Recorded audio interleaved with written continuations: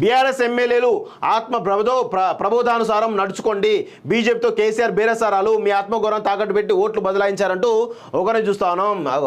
ఇది ఇలాంటివి తగ్గించుకోవాలి రేవంత్ రెడ్డి గారు. ప్రజలు ఇచ్చినటువంటి తీర్పును గౌరవించి నేర్చుకోండి.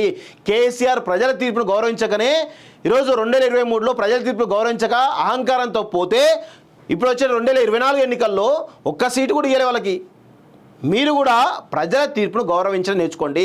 ప్రజలకు తెలుసు, ప్రజలు నీకంటే నాకంటే అందరికంటే కూడా కేసీఆర్ కంటే ఈరోజు రేవంత్ రెడ్డి కంటే మోడీ కంటే కూడా చాలా తెలివైన వాళ్ళు. వాళ్ళు ఎవరికి ఎంత మెజార్టీ ఇవ్వాలి, ఎవరికి ఎన్ని ఓట్లు వేయాలనేది చాలా స్పష్టమైనటువంటి మైండ్ సెట్తో ఉంటారు, చాలా స్పష్టమైన ఆలోచన సరళితో ఉంటారు.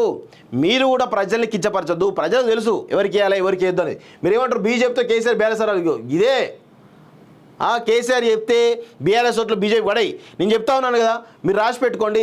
మరి రేవంత్ రెడ్డి మీరు చేసినటువంటి ఇక్కడ బీజేపీకి 8 సీట్లు ఇవ్వడంలో మీరు కీలక పాత్ర పోషించలేదా?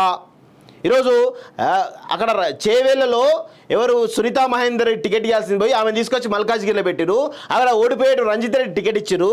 దాని వెనకాల ఎంఐఎం లేడా? ఎంఐఎం వెనకాల కేసీఆర్ లేడా? ఇవన్నీ మాకు తెలియదు అనుకుంటున్నారా? ఇవన్నీ చెప్తే ఎక్కడ పెట్టుకుంటారు మీ మొగాలన్నీ? చాలా స్పష్టంగా అన్ని మ్యాక్సిమం సీట్లలో ఈరోజు ఆడ మెదక్లో తమ అభ్యర్థిని నీలంబాద్ను బలి చేసి ఏమంటాడు బీసీబీని ఓడిస్తారని అడుగుతా ఉన్నాడు. ఈయన మేము అడుగుతా ఉన్నాం కదా, వెంకట్రామరెడ్డి ఎవరు?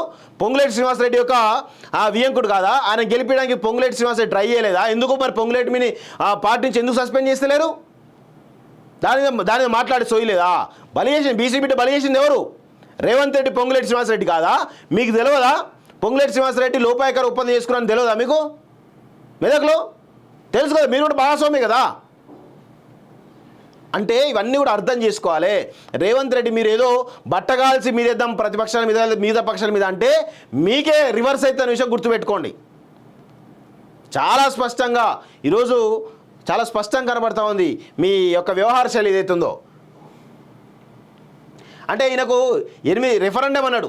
రిఫరెండం అంటే ఏంది? 8 సీట్లు వచ్చాడు మీ పాలకు రిఫరెండం అంటే మీకు ప్రజలు ఓట్లేదని చాలా స్పష్టంగా చెప్తా ఉన్నట్టు. అంతే కదా, మీ ఓటు బ్యాంకు 2023 డిసెంబర్లో ఎంత ఉంది, ఇప్పుడు ఎంత ఉంది, పెరిగిందా తగ్గిందా ఒక్కసారి చూసుకోండి. అంటే రిఫరెండం అంటే ఏంది? తగ్గినట్టే కదా ఓటు శాతం. కొంచెమైనా ఉండాలి, బాధ్యతగా మాట్లాడి నేర్చుకోవాలి. ఇవాళ బాబు వచ్చింది కదా, నేను ఆడిందే ఆట పాడిందే పాట అనుకుంటాం, పొరపాటు. ఖచ్చితంగా తెలంగాణ ప్రజలు కర్రు కాల్చి వాత పెడతారు విషయం గుర్తుపెట్టుకోవాలి.